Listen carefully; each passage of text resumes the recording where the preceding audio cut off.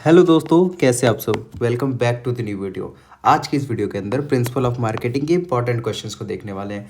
Principal of marketing का पूरा निचोड़, पूरा समरी मीन्स कह सकते हैं, उसके सारे कॉन्सेप्ट्स हो गए, जितने भी PYQs हो गए, जितने भी इंपॉर्टेंट क्वेश्चंस हो गए, मतलब एक ऐसी चीज़ नहीं मतलब इस वीडियो में छूटी है जिससे आपके पेपर में क्वेश्चन ना आए। सारे ही कॉन्सेप्ट उसी के अकॉर्डिंग है कि आपके पेपर में पूरे पूरे क्वेश्चंस यहाँ से ही आएंगे।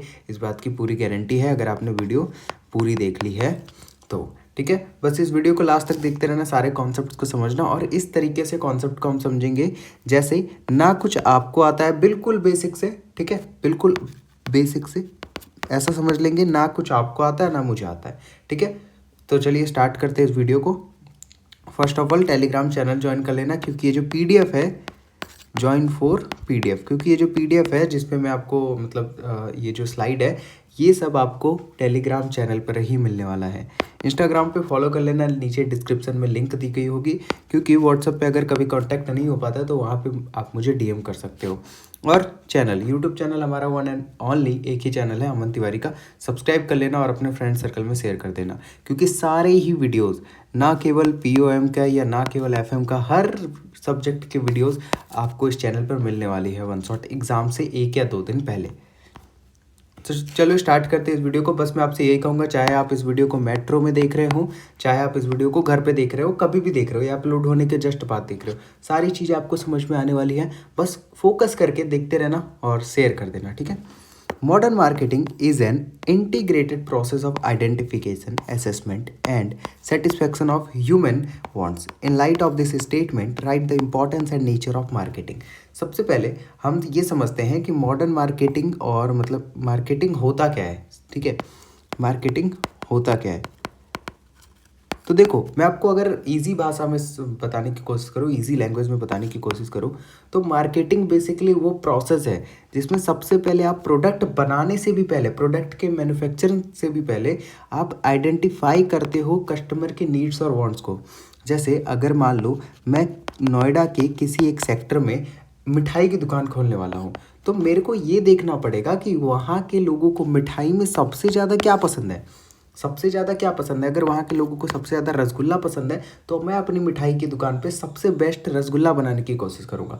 ठीक है, तो यहाँ से लेकर और फिर अपना सामान बेचकर कस्टमर सपोर्ट देने तक जो प्रोसेस होता है, इसे हम मार्केटिंग कहते हैं। ठीक है, तो मार्केटिंग कब स्टार्ट होता है, प्रोडक्ट मैन्युफैक्चर करने से पहले ही मार्केटिंग स्टार्ट हो जाता है। समझ में आया। फिर हम डेफिनेशंस को देखेंगे। अब पढ़ते हैं नेचर ऑफ मार्केटिंग क्या होता है, क्योंकि हमारे को क्वेश्चन में यही बोला गया है। Customer oriented marketing starts and ends with customer satisfaction. Marketing का जो पूरा गोल होता है ना, वो होता है कस्टमर के सेटिस्फैक्शन से। मार्केटिंग स्टार्ट भी उसी के साथ होता है और मार्केटिंग खत्म भी उसी के साथ होता है। तो पूरी तरीके से ये क्या है, कस्टमर ओरिएंटेड है, कंटिन्यूअस प्रोसेस है। ऐसा नहीं है कि मार्केटिंग आप 1-2 दिन करोगे, 3-4 दिन करोगे, या फिर आपने एक बार प्रोडक्ट बना लिया तो मार्केटिंग खत्म, ऐसा नहीं है। मार्केटिंग कंटिन्यूअस प्रोसेस है। बेसिकली ये एक मैग्नेट की तरह काम करता है ये प्रोसेस, जिससे आपके जो कस्टमर्स होते हैं, आपके जो कंज्यूमर्स होते हैं, वो आपकी तरफ अट्रैक्ट होते हैं। ठीक है, और आपकी तरफ खींचे चले आते हैं। It is not a one time activity but a regular and ongoing process. Goal driven marketing aims to achieve profit through consumer satisfaction. अब देखो, बिजनेस है, ठीक है, बिजनेस में हम सिर्फ कंज्यूमर को सेटिस्फाई करके अपना गुजारा नहीं कर सकते, हमें प्रॉफिट चाहिए। और प्रॉफिट कैसे होगा, अगर कंज्यूमर सेटिस्फाइड है हमारा, तो वहाँ पर हमारे लिए लॉयल रहेगा, और लॉयल रहेगा तो हमारे प्रोडक्ट को हमेशा बाय करता रहेगा, जिससे हमें अच्छा खासा प्रॉफिट होगा। डायनेमिक है marketing changes with technology, taste and preference. अब देखो, मार्केटिंग के अंदर ना काफ़ी सारी चीज़ें डायनेमिक होती हैं। डायनेमिक का मतलब क्या होता है ये समझो। डायनेमिक का मतलब होता है चेंज होते रहते हैं। जैसे पहले मार्केटिंग कैसे होती थी, न्यूज़पेपर में होती थी, टीवी में होती थी, ठीक है, या रेडियो पे होती थी मार्केटिंग। बट अब चीज़ें चेंज हो चुकी हैं। अब जो है फेसबुक एड्स चला रहे हैं लोग, गूगल एड्स चला रहे हैं, तो टाइम टू टाइम मार्केटिंग में काफ़ी तरीके के चेंजेस देखने को मिलते हैं। ठीक है, integrative function, it connects production, distribution and consumption. मैंने आपको अभी बताया कि प्रोडक्शन से पहले भी ये स्टार्ट हो जाता है। ठीक है, प्रोडक्शन से पहले ही मार्केटिंग आपका प्रोसेस स्टार्ट हो जाता है। तो चाहे वो डिस्ट्रीब्यूशन हो, चाहे वो कंजम्पशन हो, चाहे वो प्रोडक्शन हो, ये प्रोसेस सबको इंटीग्रेट करता है। ठीक है, अब हम बढ़ते हैं आगे की ओर, जो कि है इंपॉर्टेंस ऑफ मार्केटिंग। देखो, मैं आपको यही सलाह दूंगा कि अगर आपने बेसिक वाले क्वेश्चंस निपटा लिए ना, मतलब what is marketing, nature of marketing, importance of marketing, तो आप आगे वाले क्वेश्चंस नहीं भी आते होंगे ना आपको, तो आप अच्छे से कर पाओगे, इस बात की गारंटी है मेरी। इसी वजह से बेसिक वाले क्वेश्चंस को अच्छी तरीके से समझना।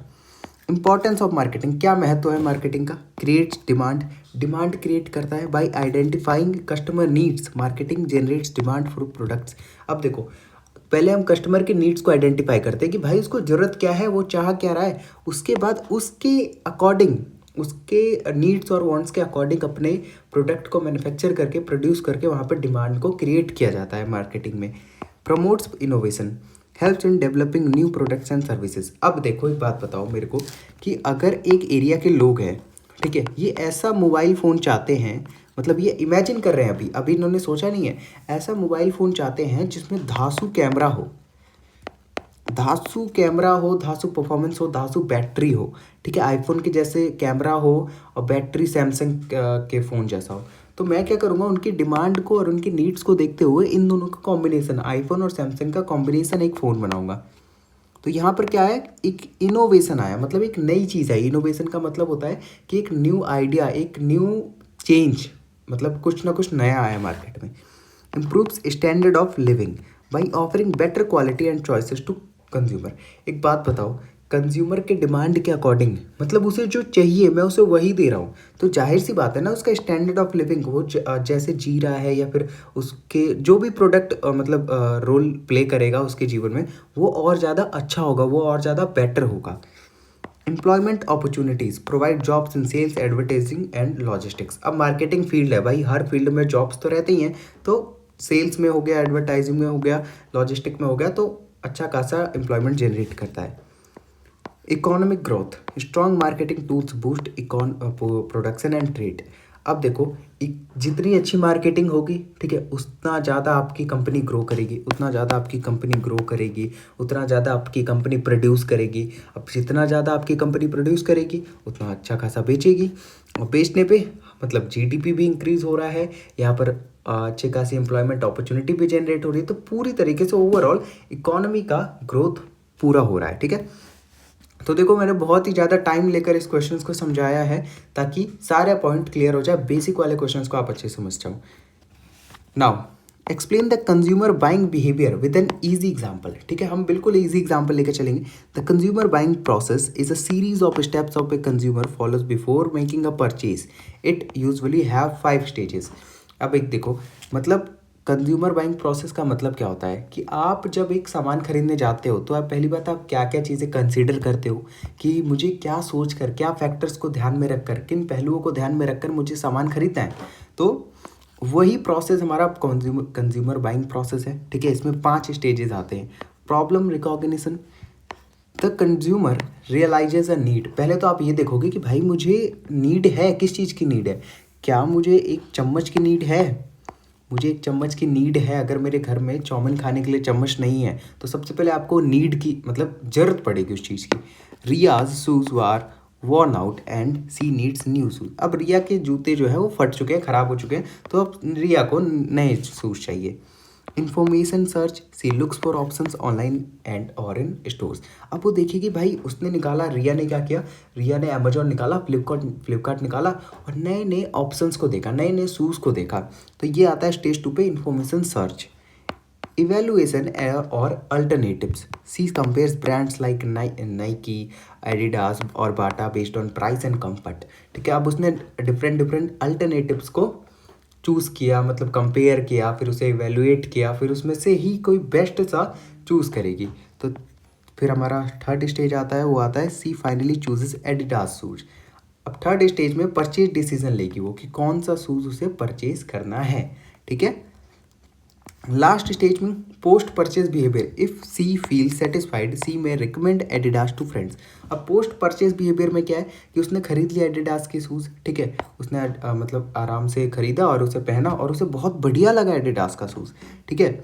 दिस प्रोसेस, तो वो अपने फ्रेंड्स को भी रिकमेंड करेगी। This process shows that the buying is not just about the final purchase but about decision making at every stage. ठीक है। तो सिर्फ खरीदना ऐसा नहीं होता कि हम फाइनल जब परचेज कर रहे हैं तभी वहाँ पर उसी को बाइंग कहेंगे, बल्कि हर स्टेज पे आपकी थिंकिंग लगती है, आपका डिसीजन मेकिंग लगता है। ठीक है। तो कंज्यूमर बाइंग प्रोसेस को आप अपने हिसाब से भी लिख सकते हो। ठीक है। तो बस 5 स्टेजेस याद रखना, कोई ऑफिशियल आंसर नहीं बनता है इसका, तो अपने हिसाब से भी लिख देना अगर आपको याद नहीं आ रहा हो तो। नेक्स्ट, हॉलिस्टिक मार्केटिंग कॉन्सेप्ट क्या होता है, इसके इंपॉर्टेंस को डिफाइन करना है हमें। हॉलिस्टिक, हॉलिस्टिक ये वर्ड आपने कहीं सुना होगा, ये हॉलिस्टिक जो वर्ड है ये कहीं ना कहीं आपने सुना होगा। याद करो, जब भी कोई बोलता है डेवलपमेंट के बारे में तो हॉलिस्टिक डेवलपमेंट बोलता है। हॉलिस्टिक का मतलब क्या होता है? हॉलिस्टिक का मतलब होता है ओवरऑल, पूरी तरीके से। ठीक है। पूरी तरीके से हॉलिस्टिक मतलब हर तरफ से, चाहे वो मतलब फाइनेंशियली हो, चाहे वो इमोशनली हो, चाहे वो फिजिकली हो। तो अगर ऐसा बंदा है कोई जो इमोशनली, फाइनेंशियली और मतलब फिजिकली पूरी तरीके से ग्रो हो रहा है, तो इसे हम हॉलिस्टिक डेवलपमेंट कहते हैं, राइट। तो यही है हॉलिस्टिक मार्केटिंग कॉन्सेप्ट, मतलब हर तरीके से आपको सेटिस्फाइड रहना है, मतलब सॉरी, अपने कंज्यूमर को सेटिस्फाइड करना है, अपने काम को आगे बढ़ाना है। अब ज़रा एक बार पढ़ लेते हैं, समझ में आएगा फिर आपको। The holistic marketing concept is an modern approach that treats marketing as an all-round interconnected system. It is based on the idea that everything matters in marketing and all parts of business must work together to deliver value. Holistic marketing concept कहता है कि एक ऐसा modern approach है जिसमें ये पता चलता है कि मार्केटिंग का एक छोटा सा छोटा एस्पेक्ट भी, छोटा सा छोटा पहलू भी बहुत ज़रूरी होता है। तो मार्केटिंग के हर एस्पेक्ट को, हर पार्ट को इक्वली ट्रीट करना चाहिए। और दूसरी बात, इंटरकनेक्टेड होता है, मतलब एक दूसरे से इंटरकनेक्ट होता है। ठीक है। तो हर चीज़ मैटर करती है मार्केटिंग में, समझ में आया?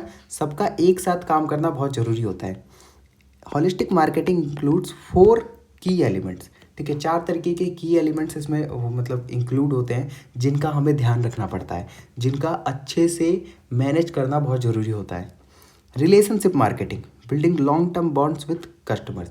अब देखो होगा क्या कि अगर आप मार्केटिंग में अब बहुत ही बढ़िया प्रोडक्ट बना रहे हो, ठीक है, आप आईफोन से भी बढ़िया फ़ोन बनाने लगे भाई, ठीक है, आईफोन से भी बेस्ट, बट आप एक रिलेशनशिप पे ध्यान नहीं दे रहे हो। रिलेशनशिप का मतलब जो आपका कस्टमर के साथ है उस पर ध्यान नहीं दे रहे हो, ब्रांड लॉयल्टी या कस्टमर लॉयल्टी आप बिल्ड नहीं कर रहे हो, तो फिर उसका कोई फ़ायदा नहीं मार्केटिंग का। आज लेकर जा रहा है कस्टमर, कल नहीं लेकर जाएगा।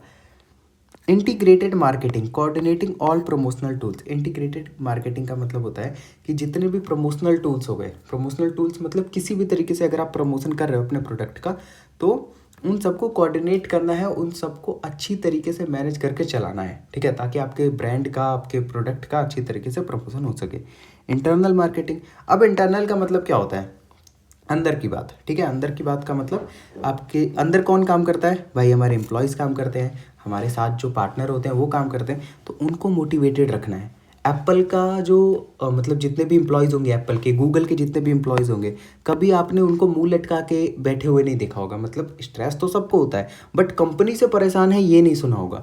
क्यों भाई? वो अपने एम्प्लॉयज़ का अच्छी तरीके से ध्यान रखते हैं। माइक्रोसॉफ्ट, गूगल जैसी कंपनीज़ में कैंटीन में खाना ही ऐसा ऐसा होता है ना, जो बड़े बड़े 5 स्टार होटल्स को फेल कर देता है। तो वही बात है, यहाँ पर एम्प्लॉयज़ का ध्यान रखने की बात हो रही है। And socially responsible marketing, caring for society and the environment. अब आप एनवायरनमेंट का भी अच्छी तरीके से ध्यान रख रहे हो, कुछ ऐसा नहीं कर रहे जिससे एनवायरनमेंट की धज्जियाँ उठ जाए। समझ में आया? हॉलिस्टिक मार्केटिंग कॉन्सेप्ट क्या कहता है कि आपको सिर्फ अपने बिजनेस और सेल्स पे ध्यान नहीं देना है। मार्केटिंग, हॉलिस्टिक मार्केटिंग कॉन्सेप्ट कहता है कि मार्केटिंग में हर एक छोटी से छोटी चीज़ भी मैटर करती है भाई। इंटरनल मार्केटिंग हो, चाहे आप अपने एम्प्लॉयज़ के प्रति क्या बिहेव कर रहे हैं वो हो, चाहे आप कस्टमर के प्रति क्या रिलेशन रख रहे हैं वो हो, हर चीज़ मैटर करती है। आप सोसाइटी के लिए क्या बिहेव कर रहे हैं वो भी। समझ में आया पूरी तरीके से? It's importance lies in the fact that business today operate in a highly competitive and connected world. ठीक है, customers don't buy products, they by experience, trust, value. यहाँ पर लिखा हुआ है कि कस्टमर जो है भाई साहब, वो आपके प्रोडक्ट को ही बाय नहीं कर रहे, वो एक ट्रस्ट बाय कर रहे हैं, वो एक एक्सपीरियंस बाय कर रहे हैं। जूता लेकर गया आपकी ब्रांड से, मुझे आपकी ब्रांड पर ट्रस्ट है तभी तो, कि अच्छे ब्रांड के शूज़ आपने बेच रहे होंगे मुझे, तभी तो मैं लेकर गया। फॉर एग्जाम्पल, अब एग्जाम्पल यार पढ़ लेना, एप्पल का एग्जाम्पल दिया हुआ है मैंने। Therefore holistic marketing is important because it allows businesses to build stronger brands, satisfy customer better and operate responsibly while staying profitable. ठीक है, समझ में आया क्या होता है होलिस्टिक मार्केटिंग कॉन्सेप्ट? कुछ भी यार समझ में ना आ रहा हो, बोरिंग लग रहा हो, कुछ भी माथे के ऊपर से जा रहा हो, आप यार कमेंट कर देना, एक बार फीडबैक दे देना मुझे, फिर मैं अपने आप को बेटर बनाने की और इम्प्रूव करने की ट्राई करूँगा। ट्राई नहीं करूँगा, कर लूँगा यार improve. Explain market segmentation, how is it different from market targeting. अच्छा एक और बात, एक छोटा सा एडवाइस दे दूँ मैं आपको कि मान लेते हैं आपकी किस्मत ख़राब है, आपने मतलब पूरा वीडियो नहीं देख पाए या फिर मतलब कुछ भी ऐसा सर्कमस्टांसेस आ गए जो कि आप वीडियो नहीं देख पाए, ठीक है। तो उस केस में क्या करना है, आपके सामने क्वेश्चन आ गया, उस केस में क्या करना है? तो कुछ नहीं, मैंने बोला ना, बेसिक बेसिक कवर करके जाओ, ठीक है। बेसिक अच्छी तरीके से कवर करके जाओ, आपकी नैया पार हो जाएगी, ठीक है। आपकी नैया आराम से पार हो जाएगी। तो आ जाओ क्वेश्चन पे आते फिर से। Market segmentation is the process of dividing a large market into smaller groups of consumer who have similar needs, preferences और कैरेक्टरिस्टिक्स, ठीक है। Segmentation can be based on demographic factors, age, gender, geographic factors, psychographic factors और behavioural factors, ठीक है। अब मैं आपको explain करता हूँ। सेगमेंटेशन का मतलब होता है पूरे मार्केट को, ठीक है, पूरे एक लार्ज मार्केट को छोटे छोटे ग्रुप्स में बांटना जिनमें सिमिलैरिटी हो। सिमिलैरिटी का मतलब क्या है, एक पूरा मार्केट है, मान लो पूरा नोएडा का मार्केट है, ठीक है। पूरे नोएडा के मार्केट को मैंने छोटे छोटे ग्रुप्स में बांट दिया, ठीक है। सो छोटे छोटे ग्रुप्स में, जिनको हम यहाँ पे सेगमेंट कहेंगे, ठीक है। ये एक सेगमेंट, ये दो सेगमेंट, ये तीसरा, ये चौथा सेगमेंट, ठीक है। अब इनको किस बेसिस पे बांटूंगा? इनको बांटूंगा मैं सिमिलैरिटी के बेसिस पे। मीन्स ये वो लोग हो गए जो सेक्टर 9 में रहते हैं, ठीक है। ये वो लोग हो गए जो सेक्टर 9 में रहते हैं। ये वो लोग हो गए जो कि सेम एज के हैं, एज के बेसिस पे भी बांट सकता हूँ। ये वो लोग हो गए जो कि लाइफ स्टाइल के बेसिस पे बांट रहा हूँ कि ये अमीर हैं, ये क्या पहनते हैं, क्या नहीं पहनते हैं, ठीक है।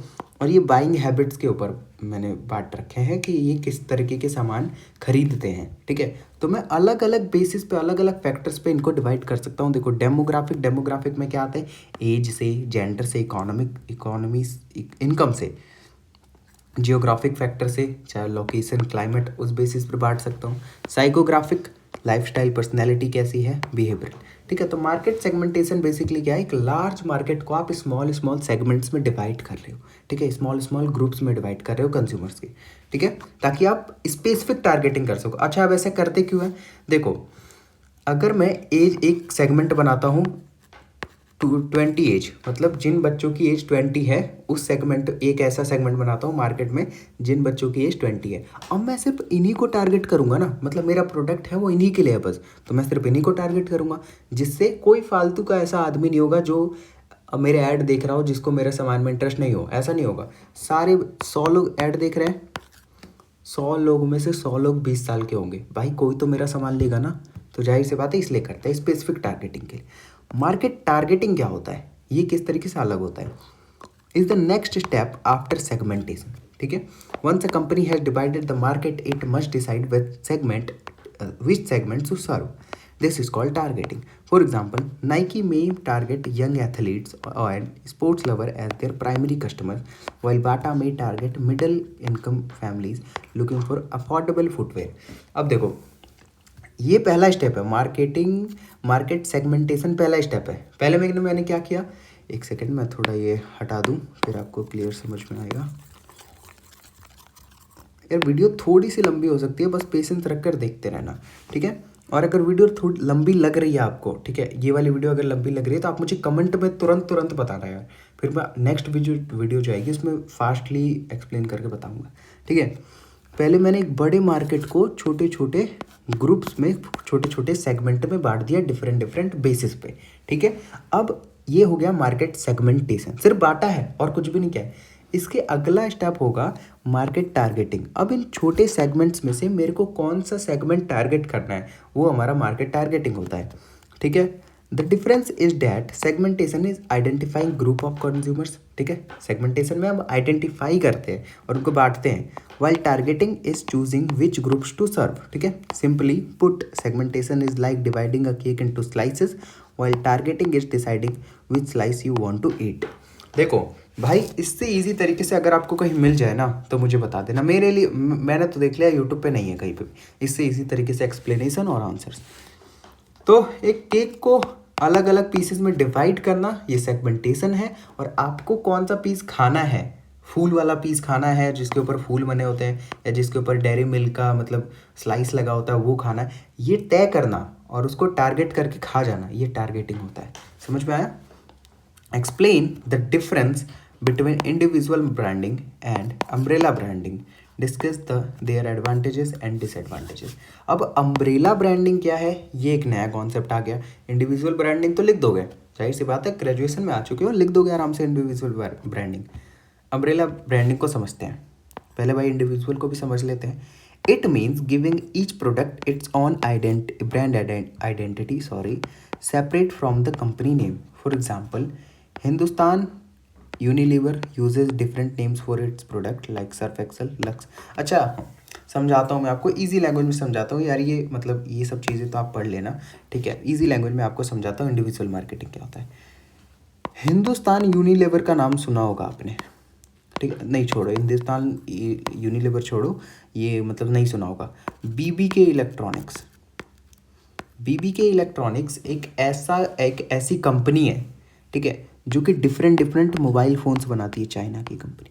ओप्पो हो गया, वीवो हो गया, जी हाँ ये सारी एक कंपनी ही है, ठीक है। रियलमी हो गया, रेडमी हो गया, ठीक है, वन प्लस हो गया, ये सारी जो कंपनीज़ है ना, ये बीबीके इलेक्ट्रॉनिक्स के अंदर ही आती हैं, ठीक है। सारी कंपनीज क्या है, बीबीके इलेक्ट्रॉनिक्स के अंदर ही आती है। बट इसने क्या कर रखा है, अपनी सारी कंपनीज को, अपने सारे जितने भी मतलब जो भी प्रोडक्ट है उनको एक सेपरेट आइडेंटिटी दे रखी है, सेपरेट आइडेंटिटी दे रखी है। अब एक बात बताओ, कोको कोला और पेप्सी, भाई सिर्फ दो ही कंपनी, दो ही कोल्ड ड्रिंक के ब्रांड्स हैं, बाकी जितने भी ड्यू हो गए, थम्स अप हो गया या फिर स्प्राइट हो गया, ये इन्हीं के अंडर आते हैं। समझ में आया? लेकिन क्या कर रखा है इन लोगों ने, अपने ब्रांड को एक अलग आइडेंटिटी दे रखी है सब। अब जैसे कल को मैं बड़ा सा बिजनेसमैन बन जाऊँ, ठीक है, कल को मैं एक बड़ा बिजनेसमैन बनूँ और मैं 2 कार की कंपनियाँ खोलूँ, ठीक है।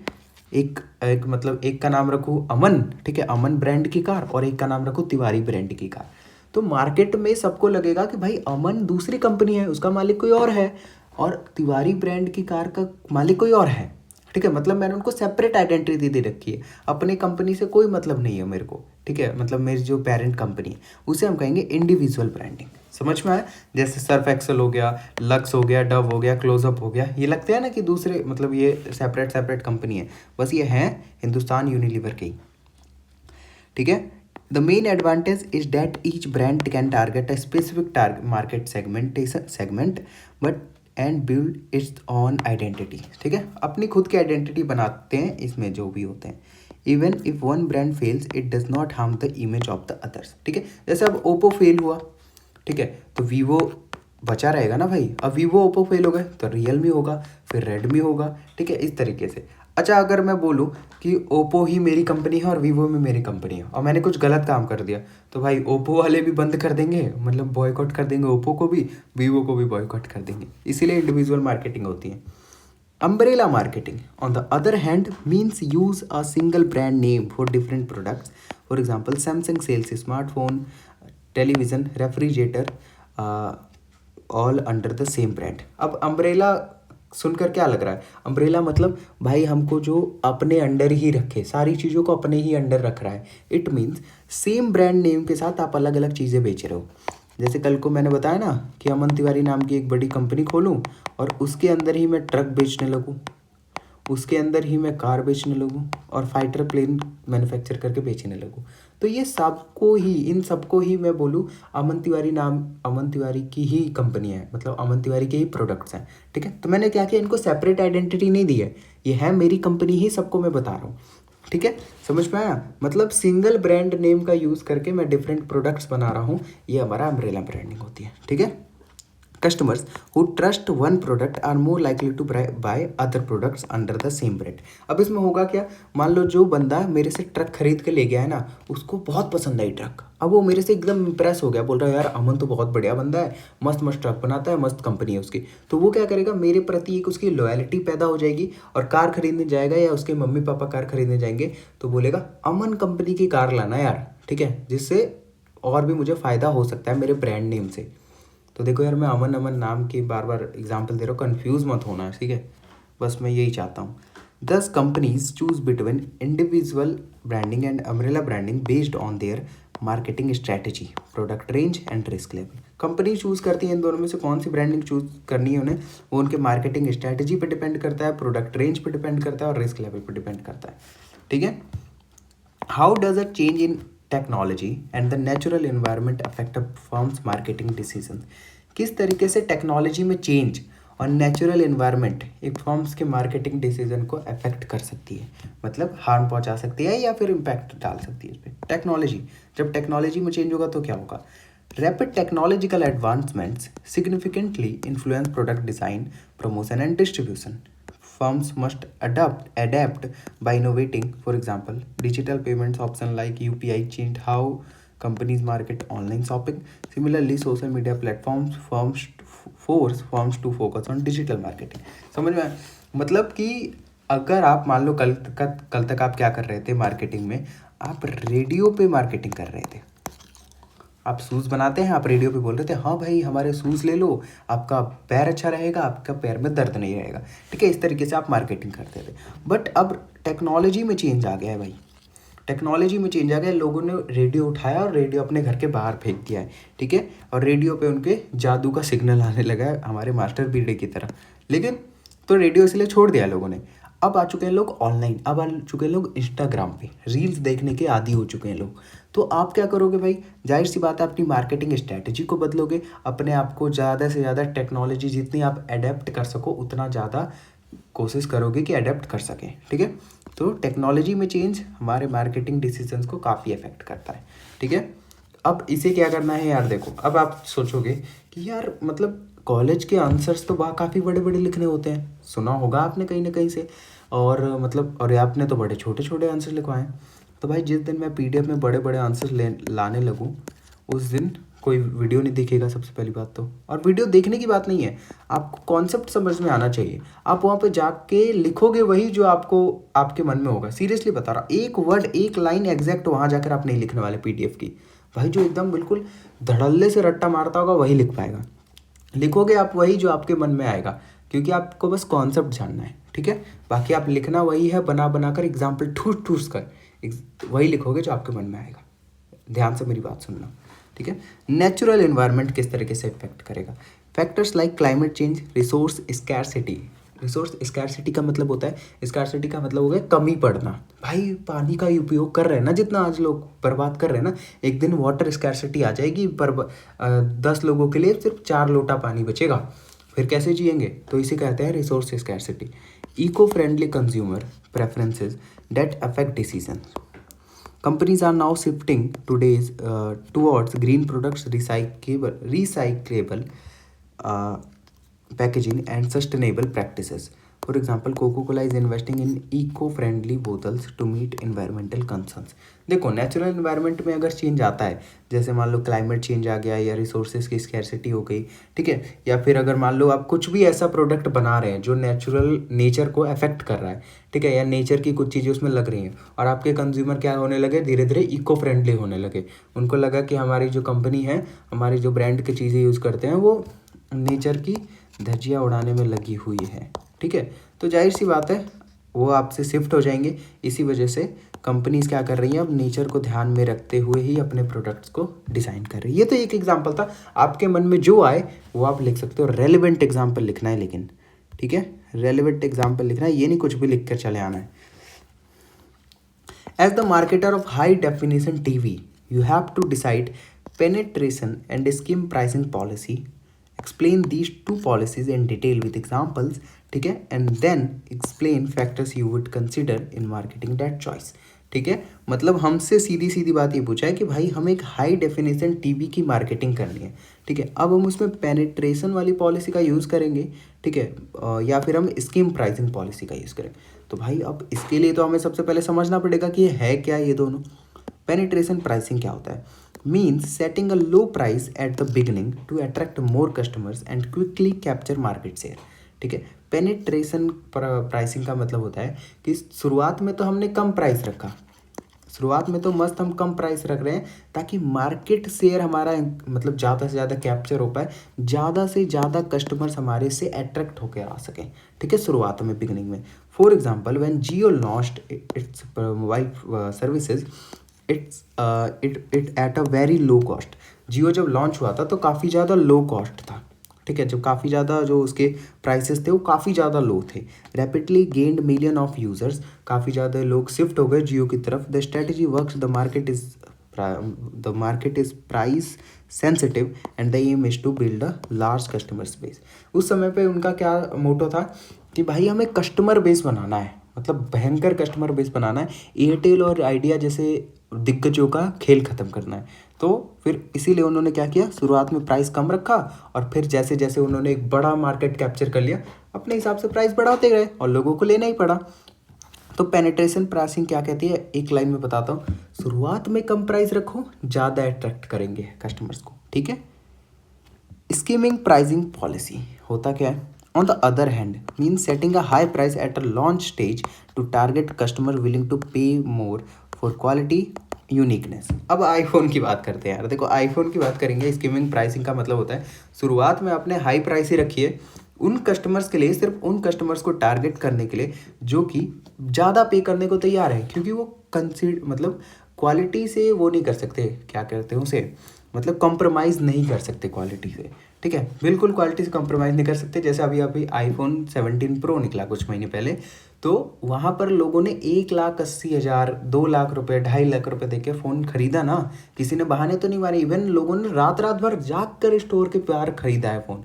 तो ऐसी जो पॉलिसी होती है, ऐसी जो प्राइसिंग होती है, उसे हम स्कीमिंग प्राइसिंग कहते हैं, ठीक है। द चॉइस, देखो यहाँ पे आईफोन्स का ही एग्जांपल लिया। The choice depends on factors like the level of competition, consumer demand, production cost, uniqueness of the product and the target market. तो देखो यहाँ पे एक सेकेंड, ये जो आंसर लिखा था ना, ये जो क्वेश्चन पूछा था हमसे कि हाई डेफिनेशन टीवी की मार्केटिंग करनी है द मार्केटर, तो यहाँ पर आपको ये लिखना है कि ये डिपेंड करता है लेवल ऑफ कंपटीशन कैसा है उसका, कंज्यूमर डिमांड कैसा है, प्रोडक्शन कॉस्ट कैसा है, ठीक है। सीधी सीधी बात है, अगर लिखना कि अगर उसका मतलब लोग ज़्यादा पे करने को रेडी नहीं है तो पेनिट्रेशन प्राइसिंग लगाओ, या फिर अगर मार्केट में अभी नहीं उतार रहे हो तो पेनिट्रेशन पर प्राइसिंग लगाओ, ठीक है। या फिर आपकी कस्टमर ब्रांड लॉयल्टी इतनी ज़्यादा नहीं है तो पेनिट्रेशन पर प्राइसिंग लगाओ, ठीक है। और उसी के अदर हैंड लिख देना कि अगर भाई आपकी क्वालिटी अच्छी है, लोग पे करने को तैयार है, तो स्कीमिंग प्राइसिंग पॉलिसी, ठीक है, समझ में आया। Now what factors should be taken into account while planning the distribution network for FMCG products. अब एफएमसीजी प्रोडक्ट्स होते क्या है भाई, यार क्वेश्चन आ गया था, ये PYQ है, ये PYQ है। एफएमसीजी प्रोडक्ट ढूंढते सोचते रह जाओगे होते क्या है, और वहाँ पे जो मतलब सर होते हैं वो बताते भी नहीं है, ठीक है। Explain distribution networks and what is FMCG product with an example. मैं आपको बता रहा हूँ क्या होता है, ठीक है, वहाँ पे ऐसा कुछ भी नहीं आने वाला, ये मैंने ऐड किया हुआ है। FMCG, fast moving consumer goods, are products that sell quickly at low prices such as toothpaste, soaps, snacks और कोल्ड ड्रिंक्स, ठीक है। ऐसे प्रोडक्ट जो कि लो प्राइसेस पे जल्दी जल्दी धड़ाधड़ बिक जाते हैं। They are consumed daily, have a short shelf life and require wide spread availability, for example Coca Cola, Colgate, toothpaste are FMCG product. जैसे हमारा दूध हो गया, कभी देखना अगर आप, या ब्रेड हो गया, ब्रेड का एग्जाम्पल लेते हैं, कभी देखना आप सुबह जाओगे ब्रेड लाने, ठीक है, सुबह जाओगे ब्रेड लाने, मान लो आप 9 तारीख को ब्रेड लाने गए, 9 अक्टूबर को ब्रेड लाने गए, देखना वो 9 अक्टूबर को ही एक्सपायर हो रहा होगा, मतलब 9 या 10 अक्टूबर की शाम तक ही एक्सपायर हो रहा होगा। क्यों, उनकी ज़्यादा सेल्फ लाइफ नहीं होती है, मतलब वो ज़्यादा लाइफ स्पैन नहीं होता उनका। उनको आज खरीदा, आज दुकानदार के पास गया तो आज बेच कर तुरंत ख़त्म करना है कहानी, समझ में आया। FMCG प्रोडक्ट वो होते हैं जो डेली लाइफ में यूज़ हो जाते हैं। तो हमसे पूछा गया है कि अगर हम FMCG प्रोडक्ट का डिस्ट्रीब्यूशन कर रहे हैं, मतलब अगर मैंने कंपनी में बना दिया तो किस तरीके से मैं डिस्ट्रीब्यूट करूंगा अलग अलग रिटेलर्स के पास, ये पूछा गया हमसे क्वेश्चन में। A distribution network is the system through which goods move from manufacture to the final consumer. Distribution network होता है कि हम एक फाइनल मतलब मैन्युफैक्चर से कैसे फाइनल कंज्यूमर के घर तक पहुँचाएंगे। For FMCG, that includes manufacturers, wholesalers, distributors, retailers and modern trade like supermarkets. The goal is to ensure availability everywhere since demand is frequent and repetitive. देखो, अब इसके लिए हमें क्या करना है, इसके लिए हमें ये ध्यान रखना है कि जहाँ भी, अब डिमांड तो हर जगह है भाई, दूध की, ब्रेड की, टूथपेस्ट की, डेली लाइफ में लोग यूज़ कर रहे हैं, डिमांड हर जगह है। तो एफएमसीजी प्रोडक्ट में मैन्युफैक्चरर भी होते हैं, होलसेलर भी होते हैं, डिस्ट्रीब्यूटर्स। आपने देखा होगा अगर आप कहीं लोकल एरिया में रहते हो तो बाइक पे सामान देने वाले आते हैं, या फिर जो दूध की गाड़ियाँ आती हैं बड़ी बड़ी, या फिर ब्रेड्स की गाड़ियाँ आती हैं, तो वो डिस्ट्रीब्यूटर्स होते हैं जो दुकानदार तक पहुँचाएं। और जहाँ से आप सामान लेकर आते हो वो रिटेलर्स होते हैं, ठीक है। तो ये गोल होता है बेसिकली डिस्ट्रीब्यूशन नेटवर्क का, कि हर जगह वो सामान अवेलेबल हो, हर जगह पे, और टाइमली अवेलेबल हो, क्योंकि डिमांड तो हर जगह पे फ्रीक्वेंट है और रिपीटेटिव है, बार बार रिपीट होता रहता है यार। ब्रेड कल भी ले गए थे, आज भी ले जाएंगे, ऐसा तो नहीं है कि कल ले गए थे आज नहीं ले जाएंगे, अब वो 5 महीने तक चलाएंगे। While planning the network, factors like geographical coverage, cost of distribution, speed of delivery, store facilities, demand pattern, retailer convenience and customer service, ये सारे कुछ फैक्टर्स होते हैं जिनको आपको ध्यान में रखने होते हैं। एक एक करके छोटे छोटे लैंग्वेज में एक्सप्लेन करता हूँ, छोटी छोटी लाइन में।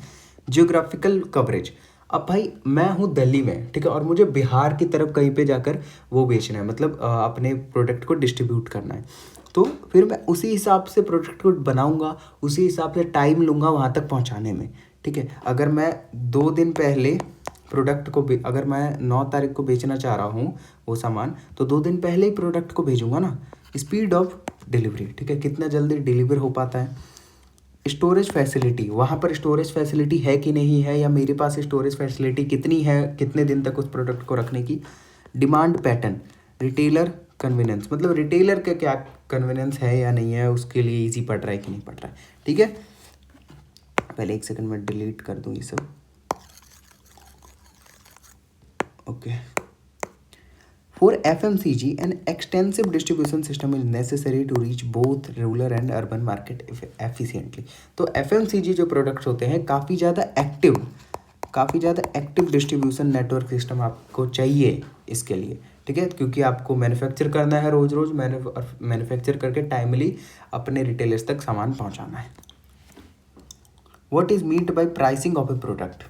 For each of the following products, specify which pricing policy needs to be adopted by the consumer, manufacturers and why. देखो, हमें ये याद रखना है, यहाँ पर पहली बात क्वेश्चन पहला हुआ दिया है कि प्राइसिंग ऑफ प्रोडक्ट क्या होता है, ठीक है। और फिर हमसे पूछा गया है कि हमारे पास 3 प्रोडक्ट दे रखे हैं, यहाँ पर कैसी पॉलिसी यूज़ करेगा, मैन्युफैक्चर कैसी पॉलिसी यूज़ करेगा और क्यों। तो देखो यहाँ पर जितने भी प्रोडक्ट हैं, सबसे पहली बात तो यार PYQ है, तो वापस रिपीट होने के चांसेस हैं कि प्रोडक्ट के नेम भी रिपीट हो, बट नहीं होते हैं। तो चीज़ों को समझना कि आंसर्स कैसे लिखने हैं। Pricing of a product refers to the process of fixing the value at which product will be sold to customers. Pricing क्या होता है, सब दिमाग लगाओ खुद ही भाई।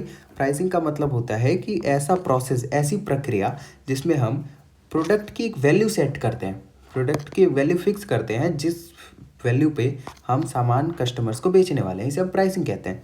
इट डिपेंड्स ऑन कॉस्ट पे डिपेंड करता है। कॉस्ट पे डिपेंड का मतलब भाई, अगर मैंने प्रोडक्ट को बनाने में 10 रुपये लगाया है, तो मैं उसकी प्राइसिंग ऐसे ही करूँगा ना कि मेरे को 10 रुपये वो वसूल हो जाए, 12 रुपये रख दूंगा, 2 रुपये प्रॉफिट होगा। डिमांड कितनी है, डिमांड बहुत ज़्यादा है तो मैं प्राइस भी बहुत ज़्यादा रखूँगा, ठीक है। कंपटीशन कितना है, कंपटीशन बहुत ज़्यादा है, एक्सेसिव है, एक्सट्रीम लेवल का है, तो मैं प्राइस कम रखूँगा ताकि लोग अट्रैक्ट हो। मार्केटिंग ऑब्जेक्टिव क्या है, क्या मेरा सोशल ऑब्जेक्टिव है, क्या मैं मतलब सोशल ऑब्जेक्टिव है तो मैं प्राइस कम रखूँगा। प्रॉफिटेबल ऑब्जेक्टिव है तो मैं प्राइस ज़्यादा रखूँगा, ठीक है। तो प्राइसिंग क्या होता है ये चीज़ समझ में आ गई। अब हम बढ़ते हैं इसकी तरफ कि अलग अलग प्रोडक्ट के लिए क्या क्या प्राइसिंग यूज़ होगी। Fashionable dress by Ritu Beri, इसके लिए हम रखेंगे स्कीमिंग और premium pricing, because it is a designer product targeted at high income groups who value exclusivity. Manish Malhotra का नाम सुना है? मनीष मल्होत्रा की अगर ड्रेस मैं बेचने जाऊंगा, डिज़ाइंड और ड्रेस्ड, मतलब उनके द्वारा बनाई गई, मनीष मल्होत्रा के द्वारा बनाई गई, तो जाहिर सी बात है उसके लिए ऐसा तो है नहीं मैं कम प्राइस रख के ज़्यादा कस्टमर से अट्रैक्ट करूँगा, नहीं ना, मैं उसका प्राइस ही बहुत ज़्यादा रखूँगा ताकि जो लोग विलिंग हैं, मतलब जो लोग चाहते हैं कि वो पर ज़्यादा दे सके, क्वालिटी चाहिए जिनको डिज़ाइन चाहिए, तो भाई वो आए और पैसे देकर ले जाए। तो इसके लिए मैं स्कीमिंग या प्रीमियम प्राइसिंग का यूज़ करूँगा। New text book for BCom course, penetration pricing since it must be affordable to students. देखो इसके लिए मैं पेनिट्रेशन प्राइसिंग का यूज़ करूँगा क्योंकि भाई बीकॉम के कोर्स का बुक है, इसके लिए अगर प्रीमियम प्राइसिंग यूज़ कर लिया तो कौन ही खरीदेगा, तो अफोर्डेबल होना चाहिए स्टूडेंट्स के लिए। Detergent brand competitive pricing because this market has many players like Surf Excel Tide. ठीक है, अगर डिटर्जेंट ब्रांड है तो मैं कॉम्पिटिटिव प्राइसिंग रखूँगा। कॉम्पिटिटिव प्राइसिंग का मतलब होता है कि आपको कस्टमर्स को ध्यान में रखते हुए प्राइसिंग करनी है। ऐसा भी नहीं कि आप कस्टमर से बहुत ज़्यादा प्राइसिंग रख दोगे तो आपका कस्टमर आपको खा जाएगा, ऐसा भी नहीं आप बहुत ज़्यादा कम रख दोगे फिर आप प्रॉफिट में ही लॉस में डूब जाओगे। तो कॉम्पिटिटिव प्राइस हो आपके प्रोडक्ट का, वो आपको ध्यान रखना है। क्वेश्चन है explain the product life cycle with the help of diagram. इसमें डायग्राम भी बनाना है, तो याद रखो प्रोडक्ट लाइफ साइकिल क्या है, पहले मैं आपको ईजी लैंग्वेज में एक्सप्लेन करता हूँ। देखो कोई भी प्रोडक्ट पहले हम क्या करते हैं, मार्केट में इंट्रोड्यूस करते हैं। जैसे अभी अभी इंट्रोड्यूस हुआ है आईफोन 17, अभी कुछ समय पहले ही आईफोन 17 मार्केट में इंट्रोड्यूस किया गया है। फिर इंट्रोड्यूस के बाद आता है, इंट्रोडक्शन के बाद आता है ग्रोथ स्टेज। ग्रोथ में क्या होता है, अब धीरे धीरे उसकी पॉपुलैरिटी बढ़ती है, धीरे धीरे वो लोगों में प्रसिद्ध होना स्टार्ट हो जाता है, लोगों में और ज़्यादा फैलना स्टार्ट हो जाता है, लोग उसे खरीदते हैं, फिर उसकी सेल्स एकदम धड़ल्ले से ऊपर चली जाती है, तो एक ग्रोथ स्टेज होता है। फिर आता है मैच्योरिटी स्टेज में। मैच्योरिटी स्टेज में क्या होता है, अब ये स्टेगनेंट हो जाता है। स्टेगनेंट का मतलब है कि एक तरीके से एक लेवल पे ही आ जाता है, अब ये ना ज़्यादा सेल्स ऊपर जा रही है और ना नीचे आ रही है, तो ये मैच्योरिटी स्टेज होता है। फिर एक स्टेज आता है डिक्लाइन। डिक्लाइन अब देखो अगले साल क्या होगा या 2-3 साल बाद क्या होगा, आईफोन 17 भी मार्केट से विड्रॉ कर लिया जाएगा, मार्केट से हटा दिया जाएगा, जैसे आईफोन 11 हटा दिया गया है, तो ये डिक्लाइन स्टेज होता है। तो the product life cycle shows the stages a product passes through. ठीक है, मतलब कौन कौन से स्टेजेस से एक प्रोडक्ट पास होता है वो हमें दिखाता है product life cycle.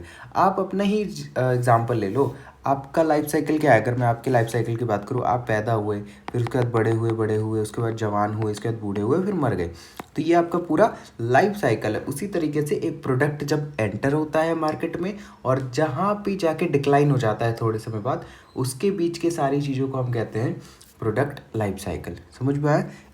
In the introduction stage पे क्या होता है, सेल्स बहुत ही लो रहते हैं क्योंकि उस समय आपको अभी अभी आपने इंट्रोड्यूस किया है। ठीक है, तो आपको काफ़ी ज़्यादा मार्केटिंग की ज़रूरत पड़ेगी, काफ़ी ज़्यादा मार्केटिंग की नीड होगी, काफ़ी ज़्यादा इन्वेस्टमेंट लगेगा आपका उस समय। ग्रोथ के समय पे क्या होगा, डिमांड इंक्रीज होगा। अब मैंने बताया ना, पॉपुलैरिटी बढ़ती जाएगी लोगों के मतलब बीच में, तो सेल्स इंक्रीज होगा, डिमांड इंक्रीज होगा उस समय। मैच्योरिटी स्टेज पे कंपटीशन हाई होगा but sales are stable. Sales stable हो जाएगा, इसका मतलब कि ना वो नीचे घटेगा, मतलब नीचे गिरेगा, और ना वो ऊपर जाएगा, बिल्कुल एक लेवल पे आ जाएगा। अभी डायग्राम देखेंगे तो और समझ में आएगा आपको। डिक्लाइन स्टेज पे क्या होगा, sales drop due to the newer substitutes. अब क्या हो, जैसे मैंने अभी बताया कि कुछ साल बाद आईफोन 20 आएगा, आईफोन 20 आएगा, तो ये जो न्यू प्रोडक्ट्स आ रहे हैं, न्यू टेक्नोलॉजीज आएंगी, उसकी वजह से इसकी सेल जो है वो डाउन हो जाएगी, तो उसे विड्रॉ कर लिया जाएगा या फिर अब उसमें कम इन्वेस्टमेंट मार्केटिंग में लगाया जाएगा। A simple diagram usually shows a curve rising from introduction, peeking at maturity and falling eight decline. अभी हम देखेंगे, इसके अगले वाली स्लाइड में डायग्राम भी है, पहले ये देख लेते हैं। इन द मैच्योरिटी स्टेज हमसे अगला सवाल पूछा है कि क्या स्ट्रेटजी एक मार्केटर है कि वो क्या स्ट्रेटजी लगाएगा मैच्योरिटी स्टेज पे।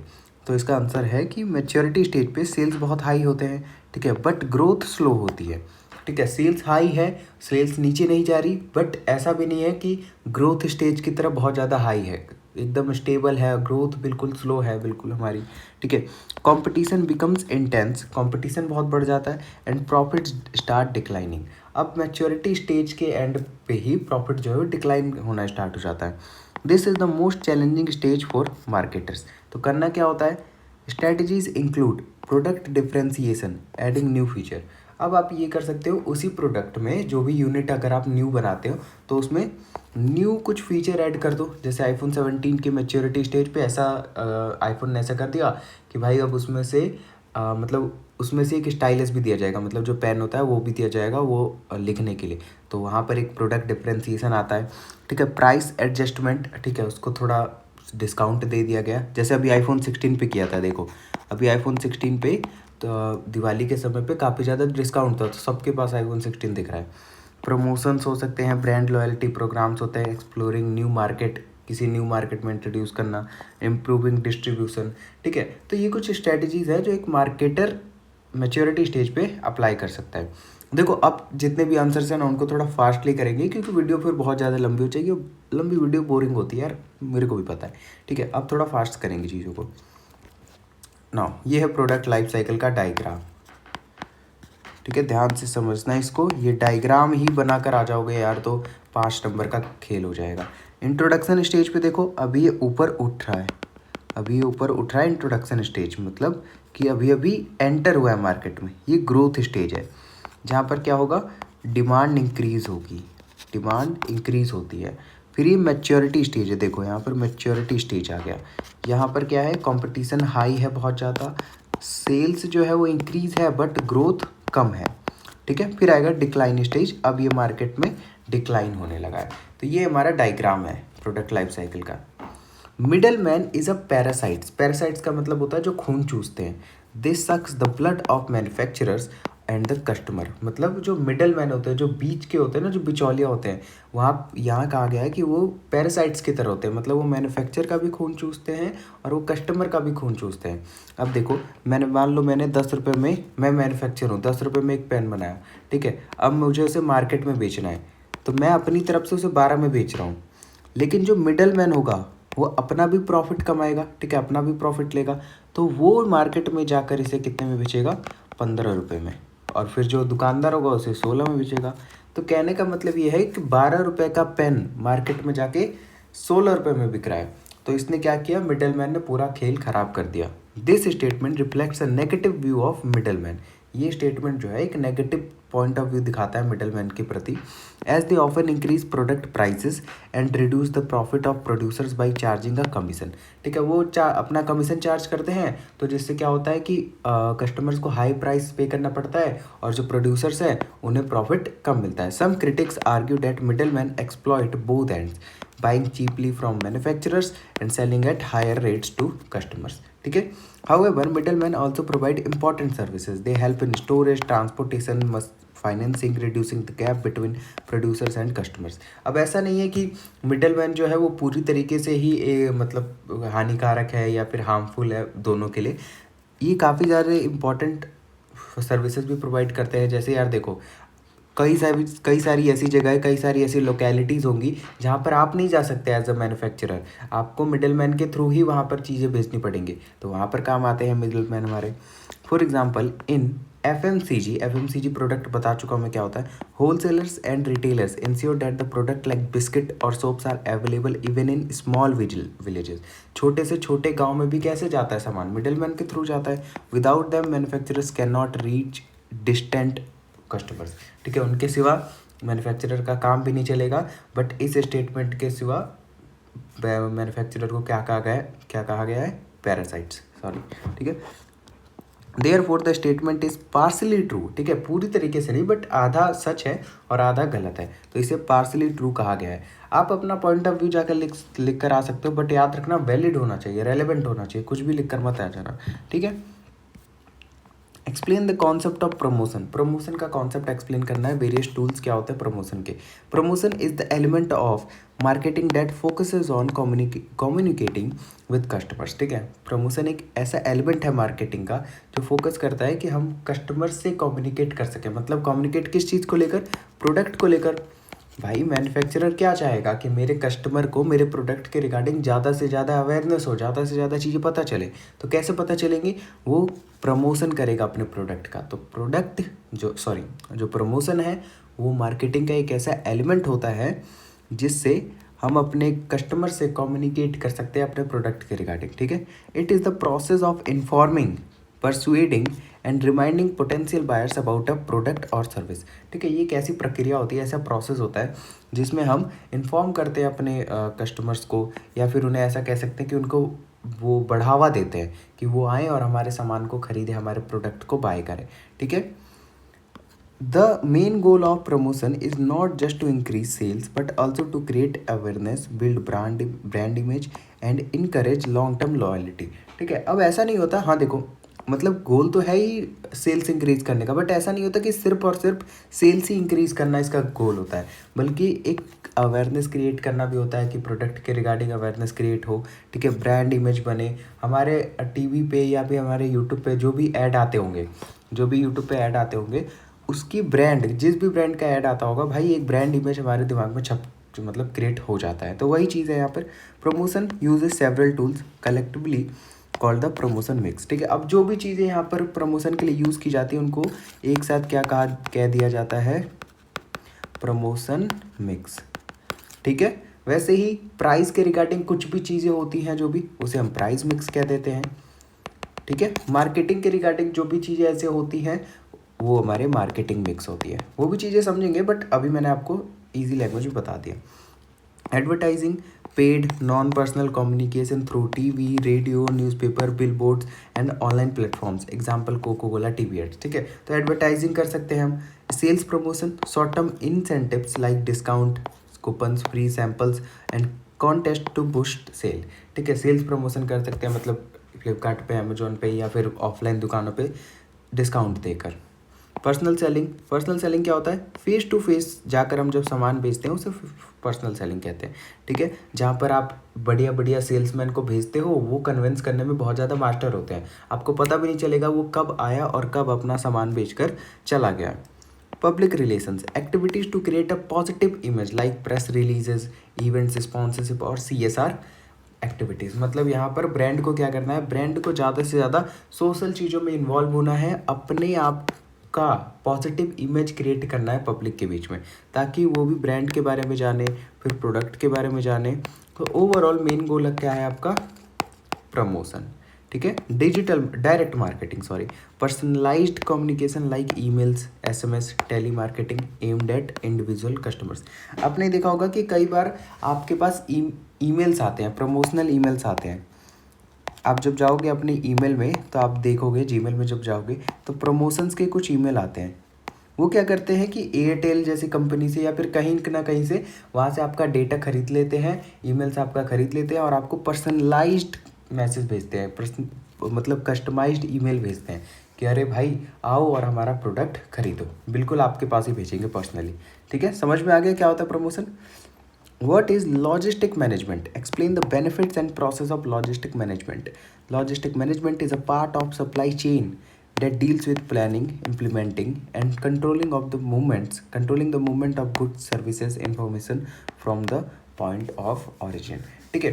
सप्लाई चेन क्या होती है, सप्लाई चेन का मतलब होता है कि एक इनिशियल पॉइंट से, ठीक है, आपको वहाँ तक वो सामान पहुँचाना होता है, मतलब जो भी गुड्स एंड सर्विसेज हो वहाँ तक वो पहुँचाना है जहाँ पे उसे होना चाहिए या जहाँ पे उसे जाना है, तो ये सप्लाई चेन है। तो इसी का एक इम्पॉर्टेंट पार्ट होता है लॉजिस्टिक मैनेजमेंट।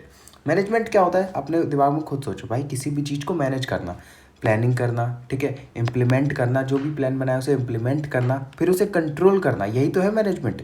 तो बस जब हम सप्लाई चेन में इसको करते हैं, सप्लाई चेन में इसको इम्प्लीमेंट करते हैं, तो वो लॉजिस्टिक मैनेजमेंट कहलाता है, ठीक है। Fact to the final consumer, it ensures timely delivery, reduce cost, customer satisfaction. ये इंश्योर करता है कि भाई हमारे जो गुड्स हैं वो टाइमली डिलीवर हो जाए, ज़्यादा से ज़्यादा, मतलब हम कॉस्ट को बचा सकें। ज़्यादा से ज़्यादा का मतलब है कि कॉस्ट को कम कर सके, हमारा जो कॉस्ट है उसे कम कर सके। अब कॉस्ट ही ज़्यादा लग जाएगा तो भाई हमें फिर प्राइस भी थोड़ा सा ज़्यादा रखना पड़ेगा, और प्राइस ज़्यादा रखेंगे तो कस्टमर प्राइस पे करेंगे नहीं और फालतू में हमें लॉस होता रहेगा, ठीक है। Benefits of logistic management, cost efficiency through better transportation and storage planning. Cost efficiency का मतलब होता है हम कॉस्ट बचा सकते हैं। देखो अगर हम ट्रांसपोर्टेशन का सही यूज़ करेंगे, सही ट्रांसपोर्टेशन का यूज़ करेंगे तो हमारा पैसा कम लगेगा। स्टोरेज प्लानिंग, हमने मान लो हमारे एरिया में 2 वेयर हाउस सर्विसेज है, एक वेयर हाउस सर्विसेज 1000 रुपये लेता है और एक वेयर हाउस सर्विसेज 5000 रुपये लेता है। तो हम सस्ते वाले को देख कर, मतलब सही डिसीज़न लेकर फिर हम चूज़ करेंगे ताकि हमारे कॉस्ट बचे, ठीक है। Fast delivery and improved customer satisfaction, fast delivery होती है भाई, एक बात बताओ, जब सारी चीज़ें मैनेज हो रही है अच्छे से तो डिलीवरी फास्ट क्यों नहीं होगी, और जब डिलीवरी फास्ट हो रही है, कस्टमर खुश है तो कस्टमर सेटिस्फाई होगा।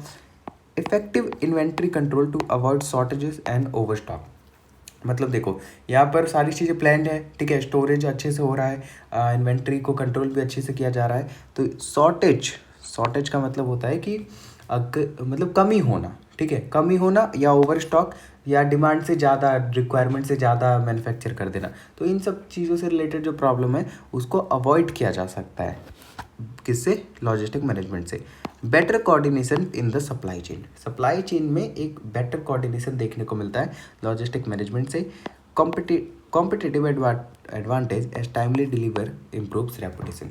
अब एक बात बताओ, आपका जो कॉम्पिटिटर होगा वो अगर लॉजिस्टिक मैनेजमेंट पे ध्यान नहीं दे रहा है या उसका मैनेजमेंट ही बहुत ख़राब है, तो उसके कंपैरिजन में आपकी जो रेपुटेशन है मार्केट में काफ़ी अच्छी बनेगी, क्योंकि आपसे कस्टमर सेटिस्फाइड हो रहा है, आप फास्टर डिलीवरी कर रहे हो, आप अच्छे से स्टोर कर रहे हो चीज़ों को, आप ख़राब नहीं कर रहे हो, मतलब आपके गुड्स एंड सर्विस जो भी है वो ख़राब नहीं हो रहे हैं, तो रेपुटेशन इंक्रीज़ होगी यार, आराम से होगी।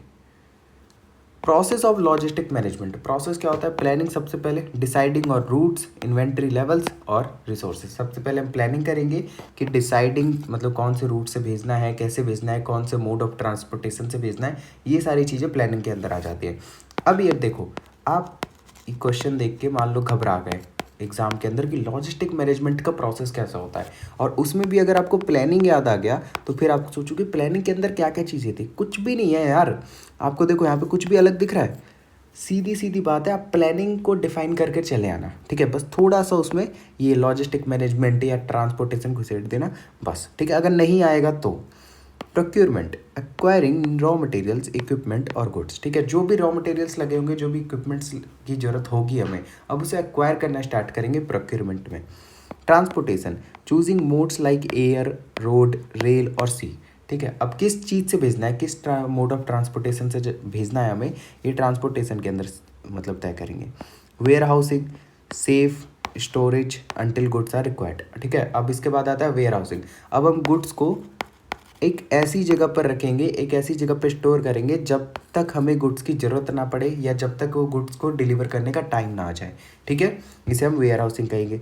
Distribution, delivering product to wholesalers, retailers और कस्टमर्स। अब देखो, अब तक हमने क्या कर रखा था, गुड्स को संभाल कर रख रखा था, अब टाइम आ चुका है कि हम होलसेलर्स और रिटेलर्स या कस्टमर्स तक गुड्स पहुंचा दें, तो वो डिस्ट्रीब्यूशन चैनल से होता है, अभी हमने डिस्ट्रीब्यूशन नेटवर्क भी पढ़ा था।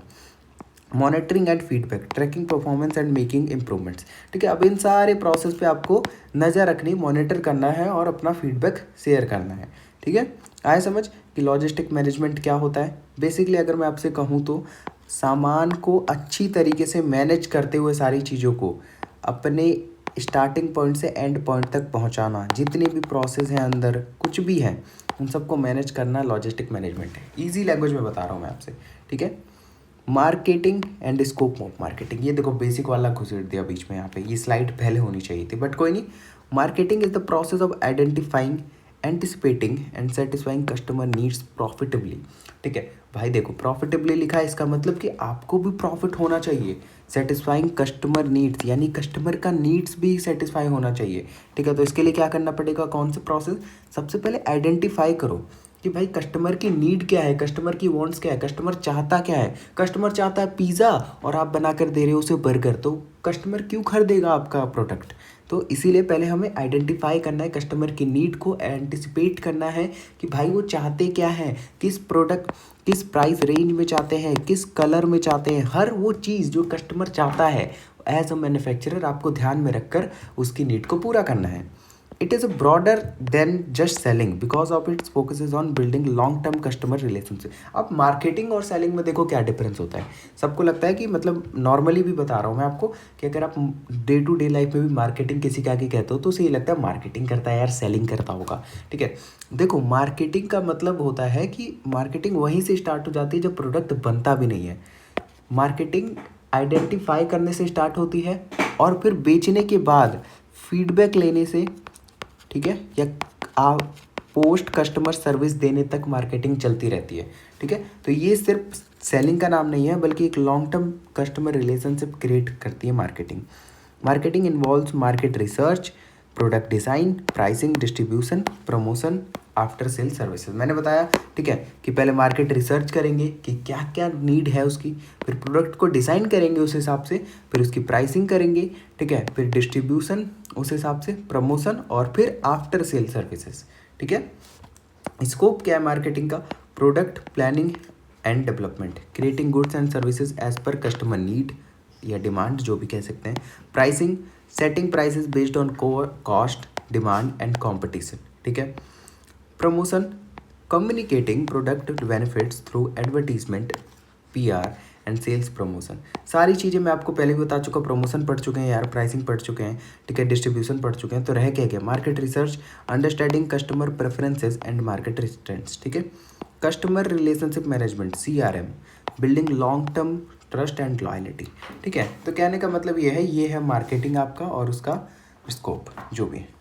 ठीक है। रिलेशनशिप मार्केटिंग क्या होता है? Relationship marketing is an modern approach that focuses on long term customer engagement rather than one time sales. मतलब आपके दुकान पे एक आए अंकल आए, शर्मा जी आए ठीक है, अब शर्मा जी को आपने एक फ़ोन बेचा, शर्मा जी को आपने एक फ़ोन बेचा, लेकिन काफ़ी ज़्यादा रूड वे में बात करके शर्मा जी आए और आपसे बोले यार फ़ोन की कीमत कितनी है, और आपने बोला अरे यार 10,000 है, लेना है लो, नहीं तो मत लो, इस तरीके से बिहेव किया। तो शर्मा जी क्या करेंगे? अब नेक्स्ट टाइम आपके दुकान पर तो नहीं आने वाले। तो ये चीज़ रिलेशनशिप मार्केटिंग नहीं है। रिलेशनशिप का मतलब होता है कि आपको कस्टमर के साथ एक बॉन्ड बनाना है भाई, सिर्फ एक टाइम ही सेल नहीं करना है आपको। आप जब एक बॉन्ड बनाओगे तो वो 10 बार खरीदेंगे कोई सामान तो आपके पास आएंगे, प्लस वो अपने 10 लोगों को रिकमेंड करेंगे कि आपके पास जाए। समझ में आया? तो रिलेशनशिप मार्केटिंग का मतलब है कि आपको रिलेशन बिठाकर अपने प्रोडक्ट के मार्केटिंग को मेंटेन करना है। समझ में आ रहा है? The goal is to build strong lasting relationships by ensuring satisfaction, trust and loyalty। ठीक है, instead of constantly finding new customers, relationship marketing emphasizes retaining existing ones। ठीक है, तो कहने का मतलब है कि न्यू कस्टमर ढूंढने से अच्छा, बार बार न्यू कस्टमर ढूंढने से अच्छा जो हमारे पास पहले से ही पुराने कस्टमर्स हैं उनको रिटेन करके रखना है, उनको खुश रखना है, उनको सेटिस्फाई रखना है। तो ये हमारी मतलब फॉर्म के लिए और हमारे लिए भी काफ़ी ज़्यादा बेनिफिशियल होगा। ठीक है। मैंने methods of relationship marketing include loyalty programmes. ठीक है, लॉयल्टी प्रोग्राम जैसे रिवॉर्ड पॉइंट्स, डिस्काउंट दे देना। हाँ जी भैया, शर्मा जी आप रोज़ आते हो, बार बार हमारी दुकान पर आते हो ब्रेड लेने, आप 8 रुपये दे दो 10 रुपये के बदले। ठीक है। Personalised services, emails with the customers name, customised offer. जैसे आपका क्या है कि मान लो आप जूडियो के मैनेजर बन गए। अब जूडियो के मैनेजर बनने से आपने क्या किया कि जो भी आपके दुकान पर, जो भी आपके स्टोर पर, जो भी आपके शोरूम पर आ रहा है उसके आपने ईमेल्स रख लिए। ठीक है, और आपने उसके बर्थडे लिखवा लिए। तो अब क्या होता है कि हर कस्टमर के बर्थडे पर उसके पास एक पर्सनलाइज्ड ईमेल जाता है कि भाई हैप्पी बर्थडे टू यू। ठीक है, तो मतलब रियलिटी में भी ऐसा होता है, कई सारे ब्रांड्स करते हैं। तो इससे क्या होगा, वो उसको भी अच्छा लगेगा, तो यहाँ पर एक बॉन्ड क्रिएट होगा। आफ्टर सेल सर्विसेज, भाई शर्मा जी वॉशिंग मशीन ले गए थे आपकी दुकान से, अब वॉशिंग मशीन ख़राब हो चुका है। अरे जेठालाल को देख लो यार, जेठालाल क्या करता है, अब वॉशिंग मशीन बेचता है, फ़ोन बेचता है, फ्रिज बेचता है। ठीक है, और जब भी ख़राब हो जाता है बेचने के बाद भी तो वो बागा को भेज ही देता है, तुरंत बागा को भेज देता है कि जा भाई तू ठीक कर गया। तो ये होती है आफ्टर सेल सर्विसेज। देखो करोड़पति है अपना जेठा भाई।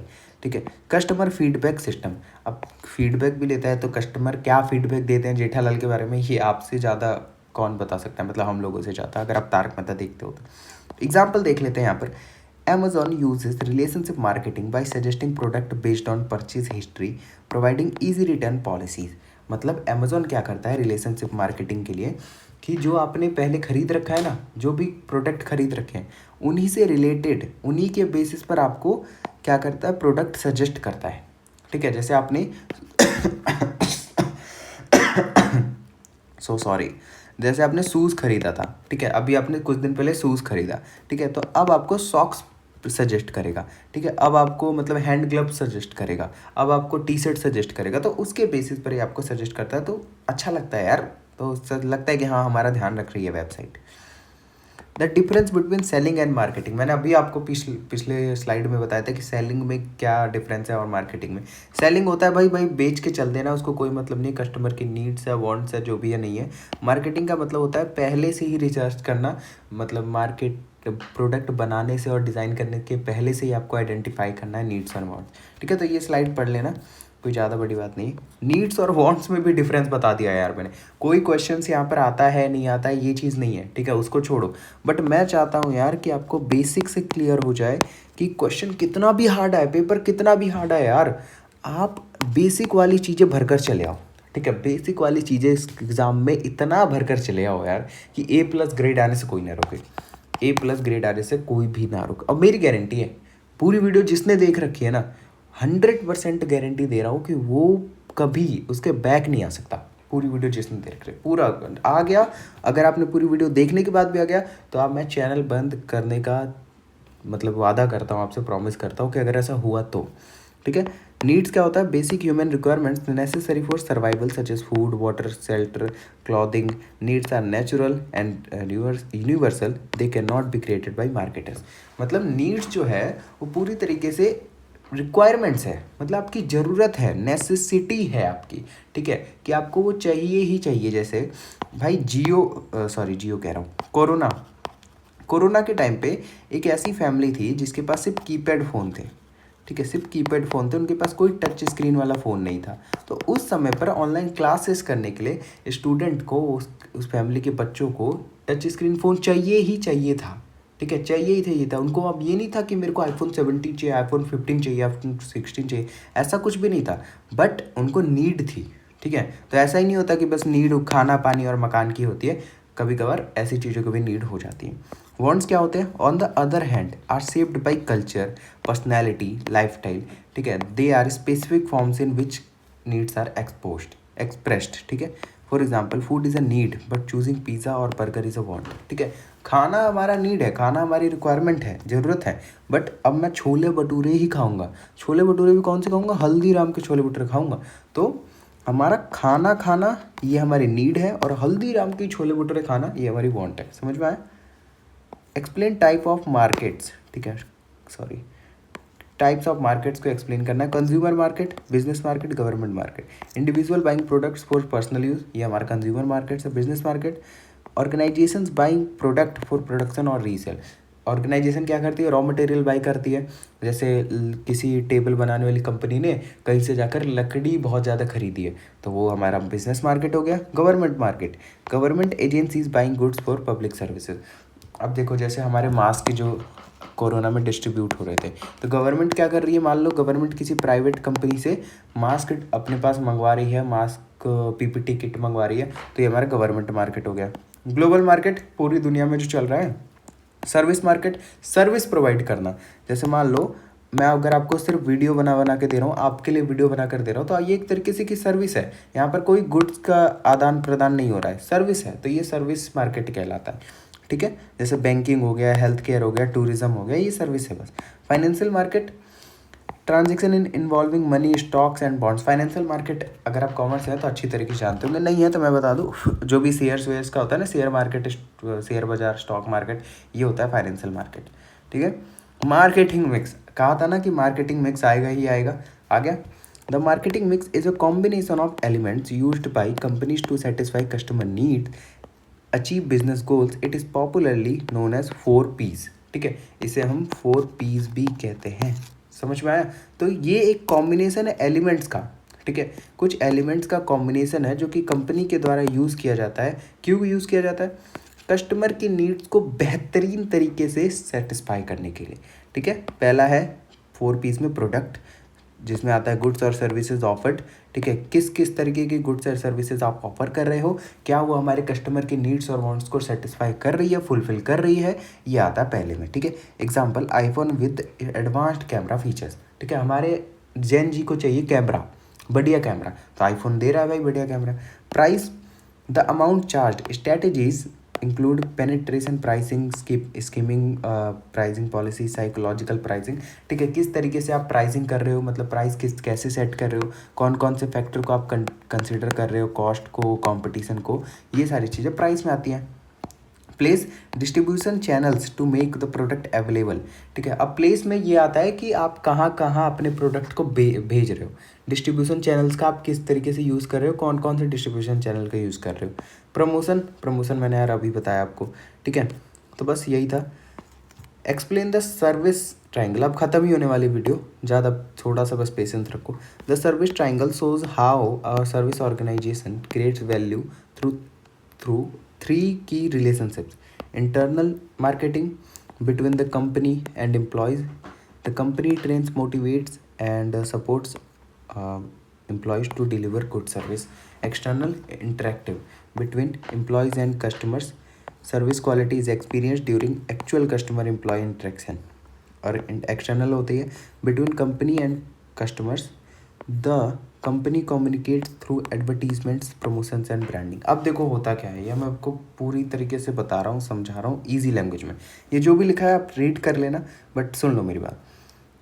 जो कंपनीज होती है ना, वो सर्विस ट्रायंगल ये है कि यहाँ पर आपको तीन तरीके के रिलेशंस को मतलब हैंडल करना है। सबसे पहली बात इंटरनल मार्केटिंग। इंटरनल मार्केटिंग का मतलब होता है कंपनी को अपने एम्प्लॉयज़ के साथ किस तरीके से व्यवहार करना है, किस तरीके से इंटरेक्ट करना है, वो हमारा इंटरनल मार्केटिंग है।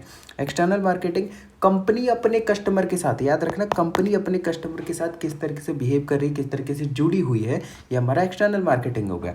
और कंपनी कैसे जुड़ती है? एडवर्टीजमेंट के थ्रू, प्रमोशंस के थ्रू, ब्रांडिंग के थ्रू। अब इंटरेक्टिंग मार्केटिंग क्या है? Interactive marketing between employees and customers. ठीक है, अब वो एम्प्लॉयज़ और कस्टमर्स के बीच में हो रहा है। जैसे अगर मान लो कोई जैसे एक सेकेंड, अब जैसे मान लेते हैं कि अगर कोई भी टाटा का आईफोन है, मतलब आईफोन का शोरूम है, आप वहाँ पर गए, आईफोन का कोई एम्प्लॉय बैठा हुआ है, ठीक है, आईफोन कंपनी का कोई एम्प्लॉय बैठा हुआ है, तो वो आपके साथ किस तरीके से डील कर रहा है, वो चीज़ यहाँ पे इंटरेक्टिव मार्केटिंग होती है। जैसे service quality is experienced during actual customer employee interaction, hotel staff serving guest. समझ में आया कि वो गेस्ट और एम्प्लॉय, मतलब सॉरी, स्टाफ और एम्प्लॉय किस तरीके से आपके कस्टमर को वहाँ पर ट्रीट कर रहे हैं, तो ये इंटरेक्टिव मार्केटिंग होती है। ठीक है। Types of consumer behaviour: complex buying behaviour, high involvement, high differences between brands, car buying a car और house, customer do research before purchase. देखो, बाइंग बिहेवियर का मतलब है आप क्या सोचते हो, किस तरीके से बिहेव करते हो किसी भी चीज़ को खरीदने से पहले। तो जब आप देखो घर खरीदने जाओगे और कार खरीदने जाओगे, तो याद रखना आपके घर भी, अगर आपके पापा ने घर खरीदा होगा, घर बनाया होगा, कार खरीदा होगा, तो ज़रा सा पसंद आया और जाके तो खरीद नहीं लिया होगा, काफ़ी ज़्यादा कॉम्प्लेक्स प्रोसेस हुआ होगा। उन्होंने मम्मी से पूछा होगा, काफ़ी दिनों तक लोगों से सलाह भी ली होगी, जैसा कि सब लोग करते हैं डैड लोग, कि लोगों से सलाह लेना ज़्यादा इंपॉर्टेंट होता है, तो वो काफ़ी ज़्यादा कॉम्प्लेक्स प्रोसेस होता है। तो पहला behaviour dissonance reducing behaviour, high involvement but few brand differences, buying floor tiles. अच्छा देखो, एक और डिफरेंस समझ लो इन दोनों के बीच में, कॉम्प्लेक्स क्यों है वो और ये क्यों डिसोनेंस है। यहाँ पर अगर आप कार खरीदने जाते हो, ठीक है, कार खरीदने जाते हो, तो कार के कई सारे ऑप्शंस हैं, कई सारे ऑप्शंस हैं, कई सारे ब्रांड्स हैं, ठीक है, कई सारे ब्रांड्स हैं, और ब्रांड्स भी तगड़े तगड़े हैं। ऐसा नहीं है कि कोई झंडू ब्रांड्स है और कोई बहुत तगड़ा ब्रांड्स है, ब्रांड्स भी एक दूसरे को कंपटीशन देने वाले हैं। ठीक है, तो यहाँ पर काफ़ी ज़्यादा दिमाग लगाने की ज़रूरत है, काफ़ी ज़्यादा लोगों से सलाह लेने की ज़रूरत है, इसीलिए ये कॉम्प्लेक्स हो जाता है। डिसोनेंस का मतलब क्या है कि भाई यहाँ पर फ्यू ब्रांड डिफरेंसेस हैं। आप टाइल खरीदने गए, आप मार्बल खरीदने जाते हो जब दुकान पर, या जब भी गए होगे, तो आपने देखा होगा कि वो आपको कजरी, कजरिया, ठीक है, एशियन टाइल्स, ये कुछ ही दो ये चार ब्रांड्स हैं जिनके टाइल्स आपको दिखाते होंगे, इससे ज़्यादा नहीं दिखाते होंगे, या तो लोकल दिखा देते होंगे। तो वहाँ पर ज़्यादा ब्रांड्स है ही नहीं, आप जाते हो, आप वहाँ पर देखते हो, आपको कलर पसंद आता है, आप उठा कर ले आते हो। ठीक है, तो dissonance reducing behaviour. Habitual buying behaviour, low involvement, little brand differences, buying salt soap. यहाँ पर आपका मतलब फिक्स रहता है, ज़्यादा आप मतलब झोल झाल करते नहीं हो, जो आपके मन में आया वो आप खरीद लेते हो। ठीक है, हैबिचुअल, आदत हो जाती है आपकी। Purchases are made out of routine. ठीक है।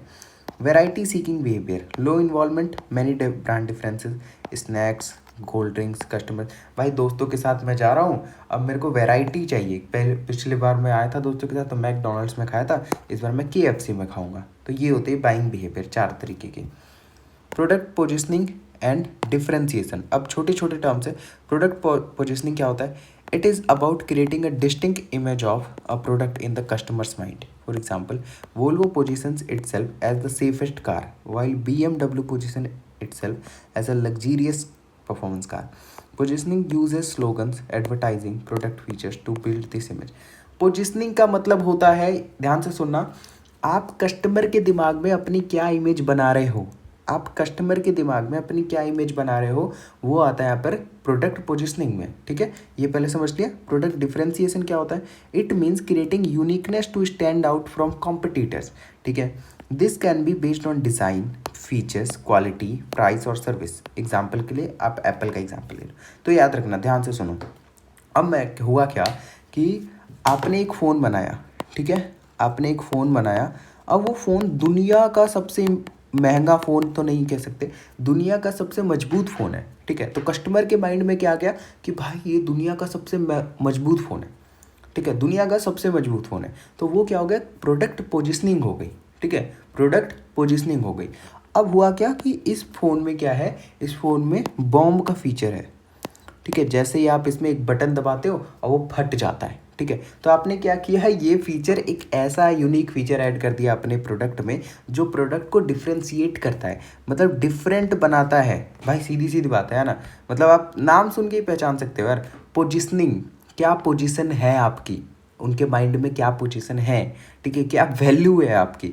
ठीक है, और डिफरेंशिएशन मतलब कैसे आपका प्रोडक्ट बाकियों से डिफरेंट है। समझ में आया?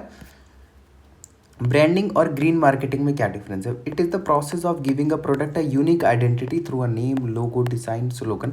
ब्रांडिंग का मतलब है किसी भी तरीके से, चाहे लोगो का यूज़ करके, चाहे डिज़ाइन का यूज़ करके, चाहे स्लोगन का यूज़ करके हम एक अलग आइडेंटिटी प्रोवाइड करते हैं जब किसी प्रोडक्ट को, तो ब्रांडिंग कहलाता है। ठीक है, अब ग्रीन मार्केटिंग क्या है? It is the promotion of environmentally friendly product. It focuses on using eco-friendly packaging, recyclable materials and energy saving features. ठीक है, तो ग्रीन मार्केटिंग कुछ नहीं है, बेसिकली ये एक ऐसा प्रोसेस होता है, ये ऐसा प्रमोशन का तरीका होता है जिसमें हम इको फ्रेंडली चीज़ों का यूज़ करते हैं, इको फ्रेंडली मेथड्स का यूज़ करते हैं। ठीक है, बस यही चीज़ें थी। देखो मैं फिर से बता रहा हूँ आपको, एक बार मैं क्लियर करके बता दूँ सारी चीज़ें कि देखो भाई, अगर आपको कोई भी चीज़ समझ, ध्यान से सुनकर जाना यार मेरी बात, जो चलेगा ठीक है बट सुनकर जाना। अगर आपको कुछ भी यार समझ में ना आता हो, कुछ भी समझ में ना आया हो, एक पॉइंट भी समझ में ना आया हो, तो प्लीज़ आप मेरे कमेंट पे बता देना। ठीक है, और फीडबैक ज़रूर देना। Feedback is most important for me and you also, क्योंकि देखो अगर आप फीडबैक देते हो तो मैं अपने आप को इम्प्रूव करूँगा और जो आपके लिए बेनिफिशियल होगा। ठीक है, ग्रुप्स ज्वाइन कर लेना और काफ़ी ज़्यादा हेल्प होगी आपकी अगर अपने यहाँ तक ये वीडियो देख लिया तो उसके लिए थैंक यू। फिर से बता रहा हूँ, टेलीग्राम चैनल ज्वाइन कर लेना पीडीएफ के लिए। ठीक है, पीडीएफ के लिए टेलीग्राम चैनल ज्वाइन कर लेना, इंस्टाग्राम पे फॉलो कर लो, नीचे डिस्क्रिप्शन में लिंक है, और यूट्यूब पे मतलब सब्सक्राइब कर देना। व्हाट्सएप ग्रुप ज्वाइन करना ना भूलें। व्हाट्सएप ग्रुप ज्वाइन नहीं करोगे, मेरे से कनेक्ट नहीं रहोगे भाई, बहुत सारी चीज़ें हम सब डिस्कस करते हैं, मैं और मेरे व्यूअर्स, तो आपको फिर मतलब ठीक नहीं लगेगा यार, आप कई सारी चीज़ें मिस कर जाओगे। जय हिंद दोस्तों, मिलते हैं नेक्स्ट वीडियो में, तब तक के लिए बाय।